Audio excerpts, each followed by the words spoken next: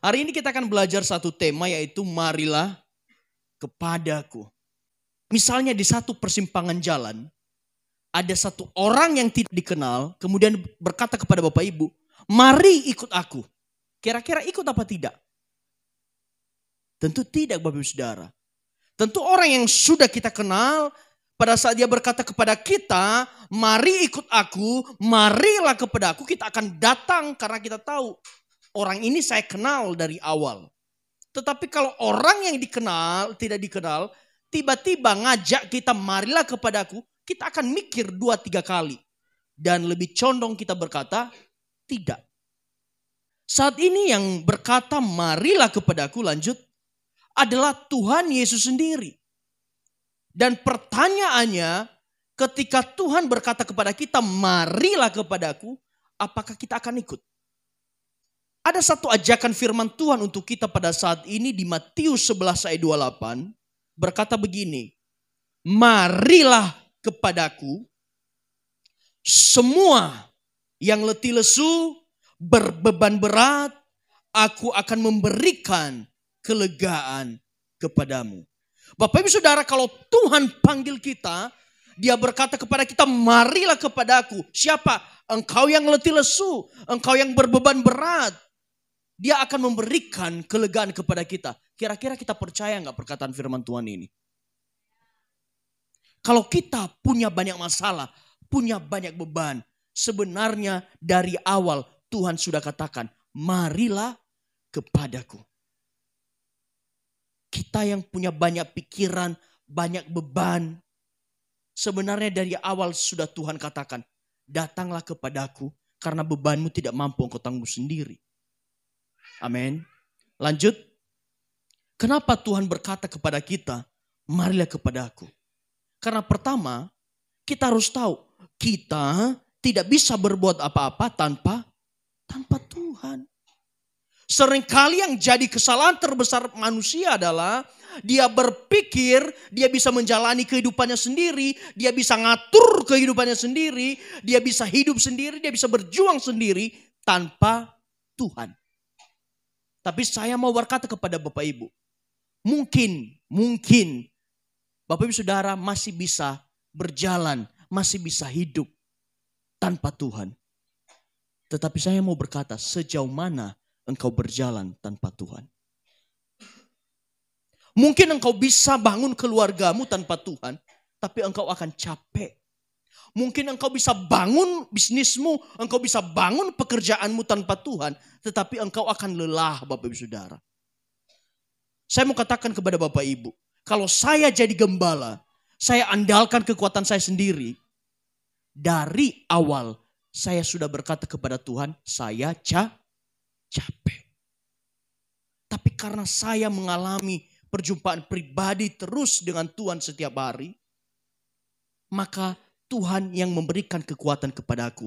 Tuhan yang membuat saya sanggup melewati semuanya. Saya juga percaya Bapak Ibu Saudara, kadang boleh jujur, suami-suami pernah enggak terpikirkan dalam benakmu, capek ya jadi bapak? Pernah Bapak Ibu Saudara? Capek ya jadi bapak, tanggung jawab apa-apa dimintanya ke kita. Uang sekolah nggak ada dimintanya ke kita. Uang listrik bunyi dimintanya ke kita. Beras habis dimintanya pertanggungjawaban kita. Semua habis ini, habis itu. Nah, nanya ke siapa? Minta bapakmu. Nah, bapak mulai mikir-mikir di mana. Kalau kita nggak punya Tuhan, kalau kita tidak tinggal di dalam Tuhan, maka bisa keterusan yang namanya capek menjadi suami. Ada juga yang berkata, saya capek jadi istri. Kalau nggak punya Tuhan, kalau engkau tidak tinggal di dalam Tuhan, satu saat kamu akan bilang, saya capek jadi istri. Kerjanya masak terus, kerjanya dasteran terus, kerjanya ngasih makan terus, kerjanya nyiapin anak-anak, kerjanya ini, kerjanya itu. Semua akan berkata saya capek kalau kita nggak punya Tuhan. Kenapa? Tuhan itu akan menjadi penghiburan bagi kita di saat kita lelah Bapak Ibu Saudara.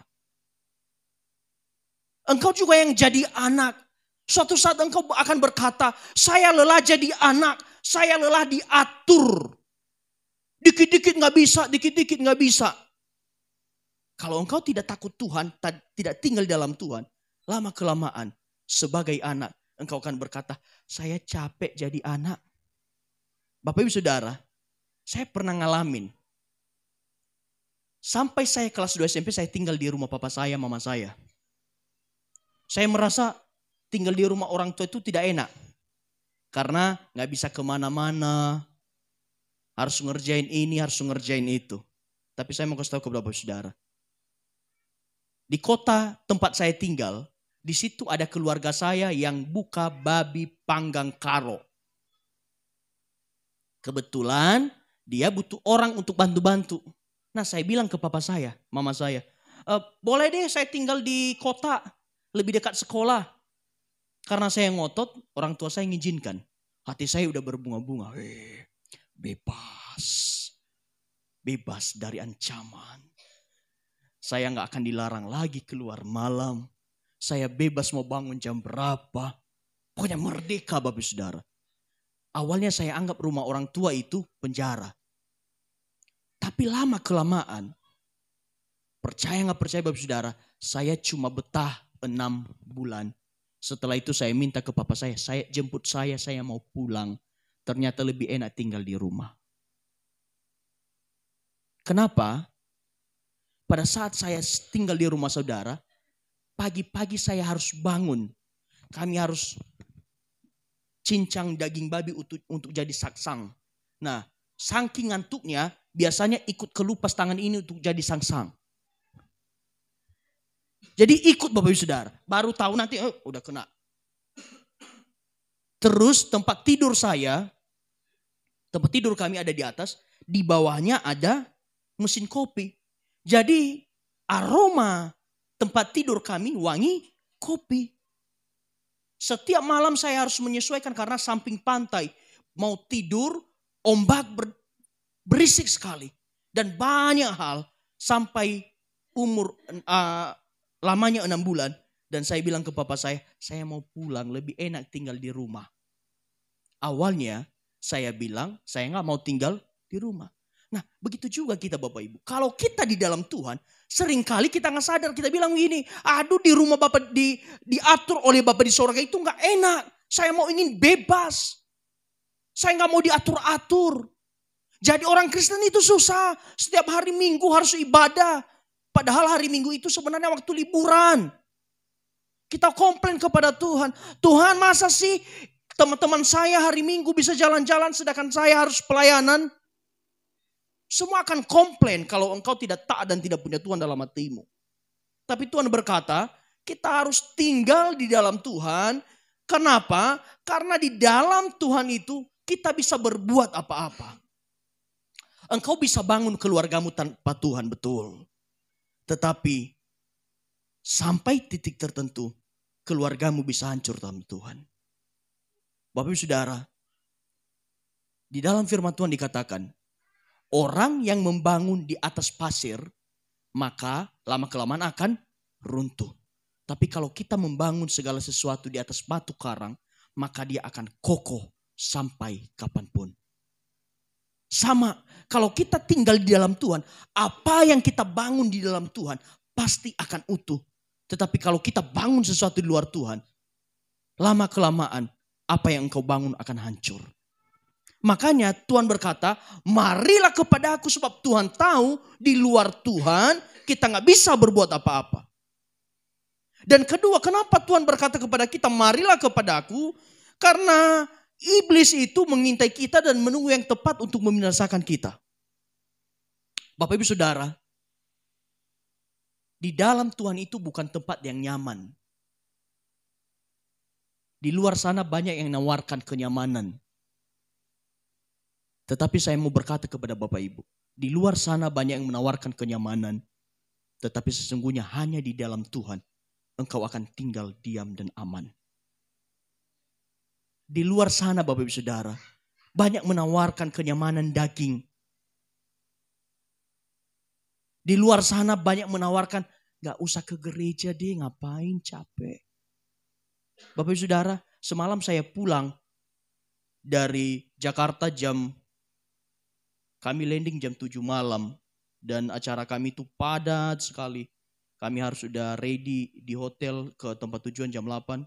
Dan baru selesai jam 10, kadang nyampe hotel jam 11, jam 12.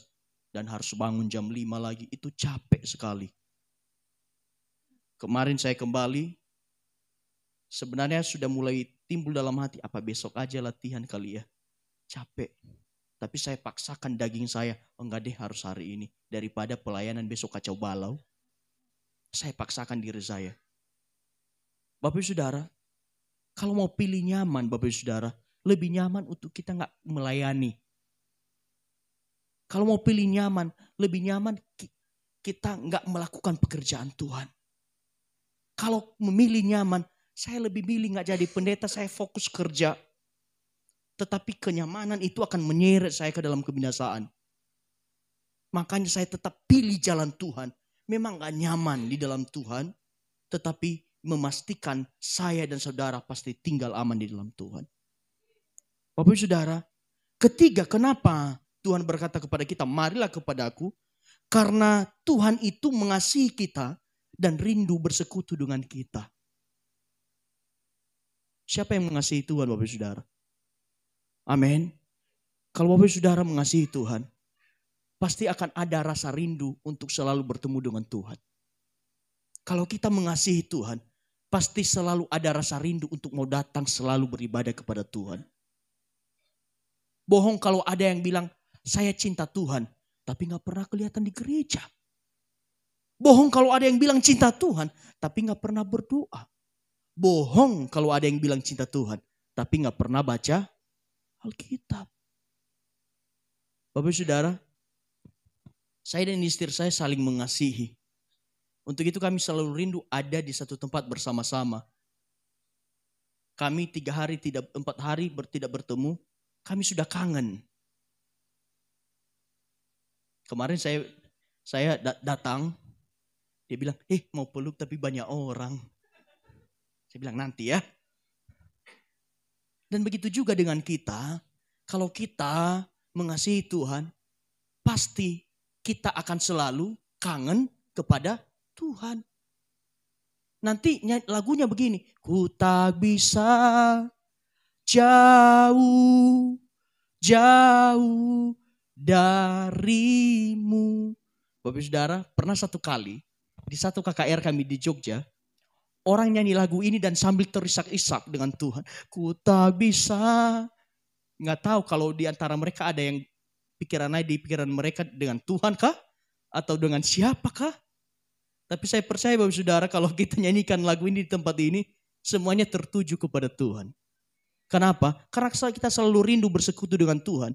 Dan saya mau kasih tahu kepada Bapak Ibu, lebih dari itu, Tuhan merindukan engkau datang ke hadiratnya. Karena dia selalu menunggu hidupmu, kapan engkau bisa kembali. Mungkin engkau pernah terhilang berapa tahun yang lalu. Mungkin engkau pernah terhilang 10-15 tahun yang lalu. Tapi ingat, Tuhan tidak pernah melupakanmu karena Tuhan selalu menunggu kapan engkau kembali.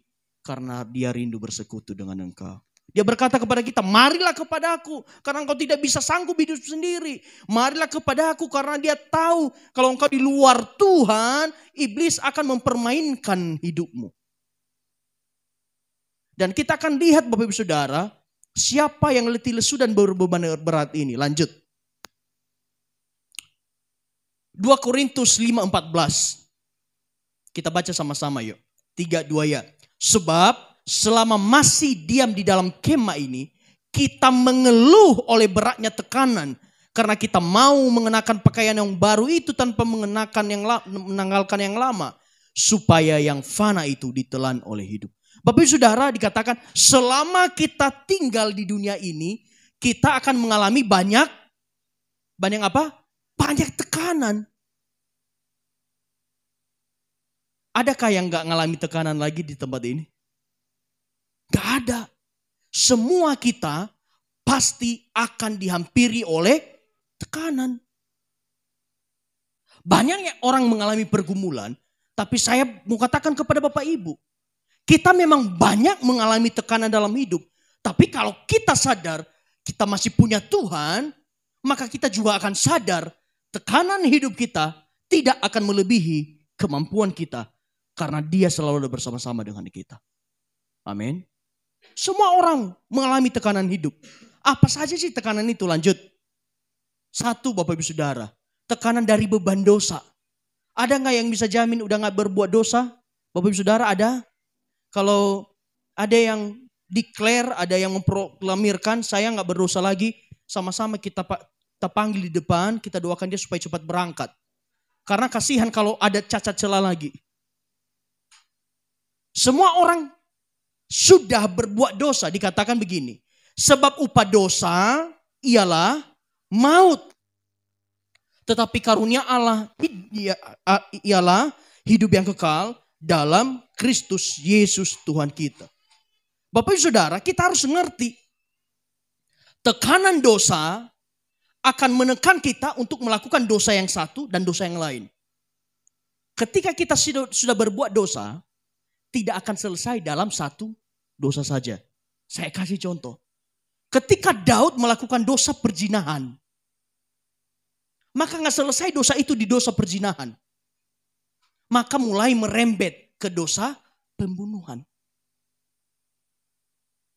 Saya mau katakan kepada Bapak Ibu, kalau kita sudah jatuh dalam dosa dan tidak segera diselesaikan, datang kepada Tuhan untuk diselesaikan, maka percaya Bapak Ibu Saudara, dosa yang kau lakukan akan berbuah dan bertambah. Kalau suami mulai sembunyikan HP-nya kepada istrinya, sembunyikan polanya, berarti jangan-jangan sesuatu ada di dalam. Kalau nama Siska jadi Yudi, itu bahaya Bapak Ibu Saudara. Pasti kamu akan mengalami banyak tekanan. Baru suami istrinya bilang, pinjam HP-nya Pak. Langsung gemetaran, tekanan hidup. Aduh, tadi sudah saya hapus pesannya belum ya? Makanya saya katakan, kalau orang sudah berbuat dosa, pasti akan ada banyak tekanan. Siapa bilang orang selingkuh itu gak tertekan? Bapak Ibu Saudara, orang selingkuh itu gini. Dia diam-diam sembunyi-sembunyi. Ada orang kayak takut ketahuan. Memang dagingnya merasakan kenyamanan. Tetapi sebenarnya hidupnya tertekan karena dia takut ketahuan. Orang yang menipu, siapa bilang orang menipu itu hebat? Mungkin dia nipu orang dapat sesuatu. Tapi percaya Bapak Saudara, setelah dia menipu banyak tekanan yang akan menghampiri hidupnya. Satu, orang yang sudah menipu orang tidak bisa dipercaya lagi. Orang yang menipu orang akan kehilangan berkat Tuhan. Orang yang menipu orang pasti tidak akan diberikan kepercayaan lagi. Bapak Saudara, mungkin bisa lihat kalau kita di pekerjaan atau dimanapun, kalau sekali kepercayaan kita langgar, maka biasanya akan berkurang. Siapa bilang orang menipu itu baik-baik saja? Saya percaya Bapak Ibu Saudara, orang yang menipu pasti akan mengalami berbagai tekanan. Karena prinsipnya dosa itu akan menekan hidup kita untuk semakin lebih lagi berbuat dosa. Oleh karena itu kita perlu Yesus supaya segala dosa dan tekanannya hilang kuasanya dalam hidup kita. Lanjut. Nah, kenapa kita perlu Yesus supaya beban dosa, tekanan dosa bisa hilang dalam hidup kita? Kita baca sama-sama di 1 Petrus 1:18-19. 3-2 ya. Sebab kamu tahu bahwa kamu telah ditebus dari cara hidupmu yang sia-sia, yang kamu warisi dari nenek moyangmu, itu bukan dengan barang yang fana, bukan pula dengan perak atau emas, melainkan dengan darah yang mahal, yaitu darah Kristus yang sama seperti darah anak domba, yang tak bercacat dan tak bernoda. Bapak Ibu Saudara, akibat dosa ada dua. Coba mundur sekali lagi satu slide. Dosa itu akibatnya gini, hukuman saat ini dan hukuman yang akan datang. Orang yang berbuat dosa, yang tidak terima pengampunan, jelas hukuman kekalnya adalah masuk neraka. Tapi nggak selesai di situ. Selain hukuman kekal, juga ada hukuman yang diterima saat ini. Seperti orang yang menipu, pasti akan ada hukumannya juga. Kalau kita sudah terlanjur berbuat dosa, bagaimana untuk menyelesaikannya? Bapak Ibu Saudara, saya dan kita semua perlu Yesus. Tuhan datang ke dunia supaya segala beban dosa dan segala tekanannya hilang kuasanya dalam kehidupan kita. Lanjut. Nah, dikatakan kamu sudah ditebus. Dengan kata lain saya mau katakan kepada Bapak Ibu. Kalau kita sungguh-sungguh bertobat dan percaya Yesus dan terima Yesus sebagai Tuhan dan Juru Selamat, maka segala tekanan dosa tidak akan mengintimidasi hidup kita. Karena begini, kalau kita berbuat dosa, biasanya akan selalu ada yang mengingatkan kita. Kamu baru ini. Iblis akan selalu menuduh kita. Kamu berbuat ini. Tapi dengan darah Yesus, segala tekanan itu sudah Tuhan tanggung di kayu salib. Makanya kita perlu Yesus. Tuhan berkata, marilah kepadaku supaya tekanan dosa itu tidak lagi menghimpit kehidupan kita. Tetapi kita bisa menjadi pemenang atas segala dosa-dosa kita. Amin. Kedua Bapak Ibu Saudara, kenapa kita perlu Yesus? Kenapa Tuhan berkata, marilah kepadaku? Tekanan apa yang kita alami? Lanjut. Kedua, ada beban ekonomi. Bapak Ibu Saudara, tadi saya berkata bahwa mungkin ada satu saat seorang bapak berkata saya capek jadi bapak. Juga seorang ibu berkata saya capek jadi ibu. Tiap hari cuma tempe. Tempenya sampai diukir jadi ayam. Tempenya diubah jadi ikan. Tapi rasanya kok tetap sama jadi tempe. Padahal udah diubah bentuknya. Terkadang himpitan ekonomi membuat kita tertekan.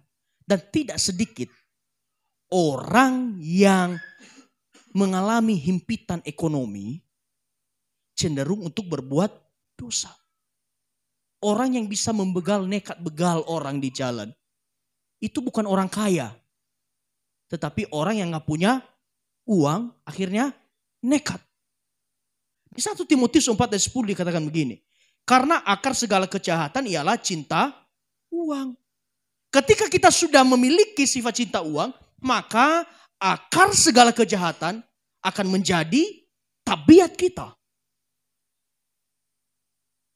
Kita butuh uang Bapak Ibu Saudara.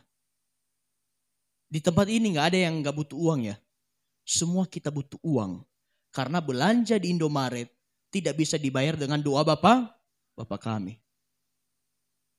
Kalau gak percaya silakan coba sendiri. Nanti nyampe Indomaret ambil beras 1 karung. Taruh di kasir. Kemudian hafalkan doa Bapak kami. Nanti ditabok Bapak Ibu. Dia tetap butuh duit. Saya mau berkata kepada Bapak Ibu. Kita butuh duit. Tetapi jangan sampai uang memperhambat kita. Kita yang harus menjadi tuan atas uang. Karena cuma ada 2. Engkau bisa cinta uang atau cinta Tuhan.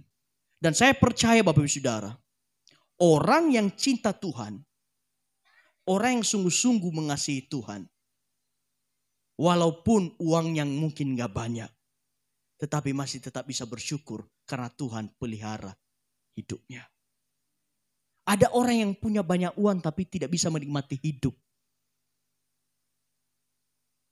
Tetapi ada orang yang hidupnya diberkati, uangnya memang gak banyak, tetapi dia bisa menikmati hidupnya karena dia tahu itu berkat Tuhan. Bapak Ibu Saudara, saya mau berkata kepada Bapak Ibu, saya berdoa, kita semua yang ada di tempat ini, walaupun kita gak bergelimang harta, tapi kita bisa menikmati berkat Tuhan. Amin. Karena belum tentu orang di luar Tuhan bisa menikmati berkat Tuhan. Sebab oleh memburu uanglah beberapa orang telah menyimpang dari iman dan menyiksa dirinya dengan berbagai-bagai duka. Orang yang cinta uang pasti akan mengalami berbagai-bagai duka. Bapak Ibu Saudara, himpitan ekonomi akan memaksa manusia untuk berbuat dosa dan lebih lagi berbuat dosa. Tadi saya katakan, orang yang begal, orang yang mencuri bukan orang yang punya banyak uang. Tapi biasanya begal, pencuri itu adalah orang yang rakus, pengen punya uang. Saya berdoa di tempat ini tidak ada yang rakus akan uang. Tetapi kita menikmati apa yang Tuhan berikan kepada kita. Amin. Iblis memanfaatkan himpitan ekonomi untuk menyeret manusia ke dalam dosa. Tahukah Bapak Saudara, ketika iblis mencobai Tuhan Yesus di padang gurun, apa yang dicobai? Dia berkata, kalau engkau Allah, jadikanlah batu ini menjadi roti. Himpitan ekonomi menjadi ujian manusia. Tapi saya percaya orang yang takut akan Tuhan, himpitan ekonomi memang ada, tetapi dia selalu bisa merasakan penyertaan Tuhan. Bapak Ibu Saudara, di perjanjian lama ada satu hamba Tuhan namanya Elia. Ketika daerah dia mengalami kering, tidak ada makanan, tidak ada minuman. Tetapi karena dia dipelihara Tuhan, dia tetap bisa makan apa? Makan daging. Tuhan kirim burung gagak untuk mengirimkan daging. Saya juga berdoa dalam nama Yesus, Bapak Ibu Saudara. Biarpun mungkin sekeliling kita kering, tetapi ada banyak burung gagak yang dikirim Tuhan untuk membuat hidupmu terpelihara. Amin. Dan saya sungguh percaya Bapak Ibu Saudara, orang yang takut akan Tuhan tidak akan Tuhan biarkan meminta-minta. Nah, kenapa Tuhan berkata kepada kita, marilah kepadaku. Memang kita mengalami himpitan beban ekonomi. Tetapi kalau kita di dalam Tuhan, kita akan merasakan yang namanya penyertaan, pemeliharaan Tuhan. Amin. Kenapa kita perlu Yesus? Di Matius 6:31-32 berkata begini. Sebab itu janganlah kamu khawatir dan berkata, apakah yang akan kami makan? Apakah yang akan kami minum? Apakah yang akan kami pakai? Semua itu dicari bangsa-bangsa yang tidak mengenal Allah. Akan tetapi Bapamu yang di sorga tahu bahwa kamu memerlukan semuanya itu. Orang yang tidak takut Tuhan, tidak kenal Tuhan, hidupnya akan mengalami ketakutan dan kekhawatiran setiap hari. Tetapi orang yang takut akan Tuhan, dia tahu Tuhan akan jaga dan Tuhan akan pelihara hidupnya. Dikatakan semua orang yang tidak mengenal Allah, semua khawatir dan takut apa yang dimakan, apa yang diminum, apa yang dipakai. Tetapi Tuhan tahu bahwa kita memerlukan semuanya itu. Amin. Lanjut ketiga. Dan ketiga, himpitan yang kita alami dalam kehidupan ini adalah masalah rohani. Di 1 Korintus 1:11-12 dikatakan, sebab saudara-saudaraku, aku telah diberitahukan oleh orang-orang dari keluarga Chloe tentang kamu bahwa ada perselisihan di antara kamu. Bapak Ibu Saudara, tidak lain dan tidak bukan masalah di dalam gereja apa sih? Perselisihan. Kira-kira gereja susah nggak ngalami perselisihan? Enggak. Gampang sekali. Kalau kita nggak punya Tuhan, kalau kita nggak takut Tuhan, kalau kita nggak kembalikan semuanya untuk hormat kemuliaan Tuhan, sedikit-sedikit kita bisa jadi tersinggung dan terjadi perselisihan. Terjadi perselisihan antara gembala dan jemaat, terjadi perselisihan antara jemaat dan jemaat, pengerja dan jemaat. Kalau tidak ada Tuhan di dalamnya, maka seringkali terjadi perselisihan yang membawa kepada perpecahan. Dikatakan apa? Yang aku maksudkan ialah bahwa kamu masing-masing berkata, aku dari golongan Paulus, aku dari golongan Apolos, atau aku dari golongan Kefas, atau aku dari golongan Kristus. Masalah perselisihan terjadi ketika mulai dalam gereja itu sudah mulai ada mengelompokkan. Mulai ada bisik-bisik satu sama lain. Oh, kita jangan dekat-dekat dengan dia. Kita kelompok orang Batak, pindah semua orang Batak, ngumpul satu gereja. Kemudian yang orang Dayak juga mau kalah. Oh ya, kalau gitu kami bikin kelompok orang Dayak. Kami bikinlah kelompok orang Nias. Cuma 3 orang kami. Saya Gembala Juang. Kalah jumlah. Sekarang yang top di gereja kita ini adalah suku Batak. Yang menang itu suku Batak. Nah, kalau kita mulai mengelompokkan diri kita, mengeksklusifkan diri kita, rentan terjadi perselisihan. Masalah rohani itu terpaut kepada 3 hal ini. 1, masalah dengan Tuhan, kecewa dengan Tuhan. Ada yang kecewa dengan Tuhan? Gak pernah kecewa dengan Tuhan? Kita kadang ada keinginan kita yang tidak dikabulkan Tuhan. Biasanya rentan buat kita kecewa. Oh, ternyata percuma saya melayani selama ini. Percuma saya ibadah 2 kali siang dan pagi dan sore. Ternyata yang hanya ibadah 1 kali hidupnya lebih diberkati. Tuhan gak adil. Kemarin kita sudah perumpamaan mengenai keadilan. Seringkali berkata Tuhan gak adil. Dan akhirnya kita menjadi kecewa dengan Tuhan. Tapi saya percaya orang yang selalu dekat dengan Tuhan akan mengerti kehendak Tuhan dalam hidupnya. Bisa jadi kecewa juga dengan hamba Tuhan. Bapak Ibu Saudara bisa kecewa dengan saya. Karena saya juga manusia. Jangankan saya. Tuhan Yesus aja sebagai Tuhan. Juga ada yang kecewa. Ada juga yang kecewa dengan sesama jemaat. Nah, masalah di dalam gereja, perselisihan dalam gereja biasanya ada dalam 3 hal ini. Kalau nggak kecewa dengan Tuhan, kecewa dengan hamba Tuhan, kecewa sesama jemaat. Kalau kita nggak punya Tuhan, kita bisa kecewa dengan Tuhan, bisa kecewa dengan hamba Tuhan, bisa kecewa dengan jemaat. Tetapi mari kita baca ayat ini. Kisah Para Rasul 2:25, 3:2 ya. Sebab Daud berkata tentang dia, aku senantiasa memandang kepada Tuhan, karena ia berdiri di sebelah kananku, aku tidak goyah. Kalau mata kita selalu memandang kepada Tuhan, saya percaya gak ada yang mengelompokkan diri, saya kelompok Batak, saya kelompok Dayak. Tapi semua kita satu di dalam Kristus. Kalau kita memandang Tuhan, orang yang pernah mengecewakan kita, kita akan bisa mudah mengampuni. Kalau kita lihat Tuhan, orang yang pernah mengecewakan kita, kita bisa mengampuni. Tapi kalau kita tidak lihat Tuhan, sekali kita dikecewakan, kita akan sakit hati. Jadi, bagaimana caranya kita mengatasi masalah rohani? Punya Tuhan dalam hidupmu.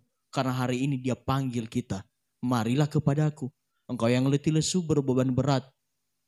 Baik itu masalah ekonomi, masalah dosa, masalah rohani. Semuanya bisa diselesaikan kalau kita punya Tuhan.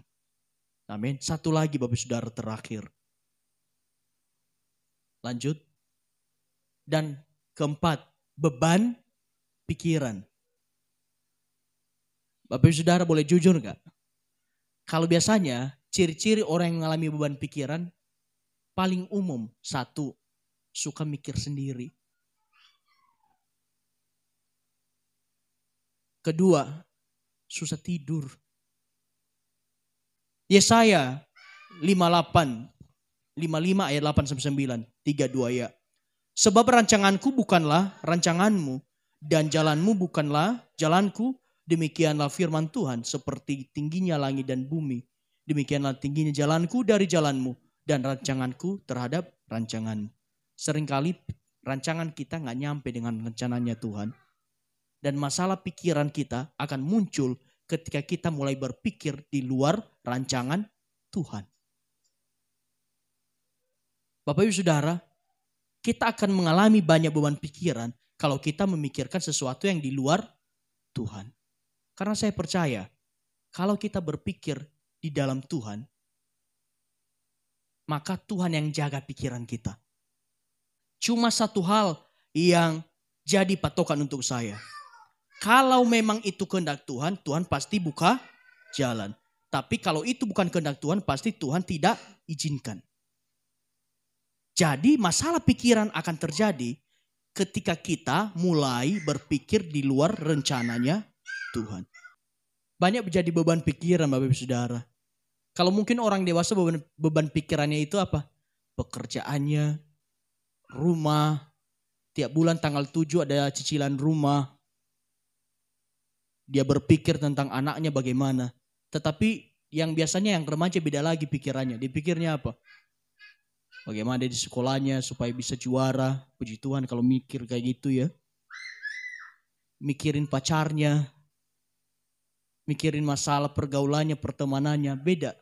Tapi itu semua sama-sama jadi beban pikiran. Tetapi orang yang takut akan Tuhan, apapun beban pikirannya semuanya pasti bisa diserahkan ke Tuhan. Jadi bagaimana supaya kita ngalamin beban pikiran? Filipi 4 ayat 8 kita baca sama-sama. 3, 2 ya. Jadi akhirnya saudara-saudara, semuanya yang benar, semua yang mulia, semua yang adil, semua yang suci, semua yang manis, semua yang sedap didengar, semua yang disebut kebajikan dan patut dipuji, pikirkanlah semuanya itu. Kalau kita mau hidup tenang, maka yang jadi isi pikiran kita adalah ini.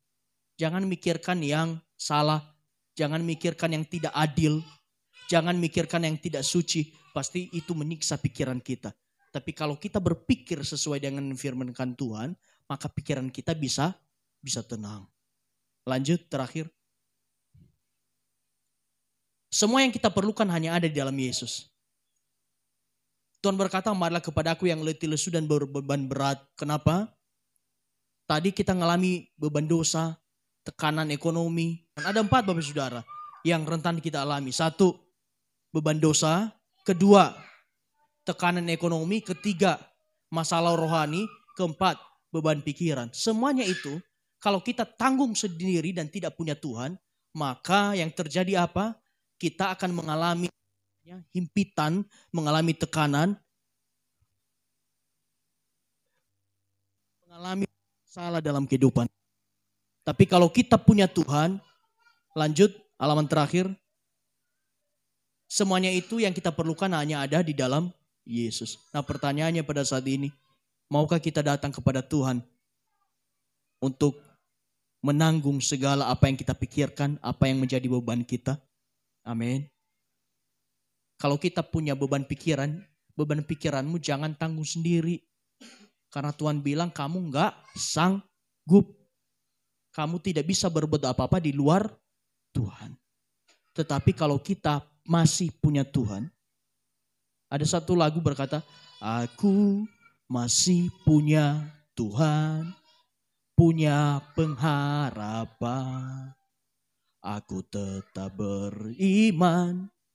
Kalau kita sadar kita masih punya Tuhan, mau itu beban dosa, tekanan ekonomi, tekanan kerohanian, tekanan pikiran, saya percaya kita bisa lewati semuanya itu karena kita masih punya Tuhan. Amin.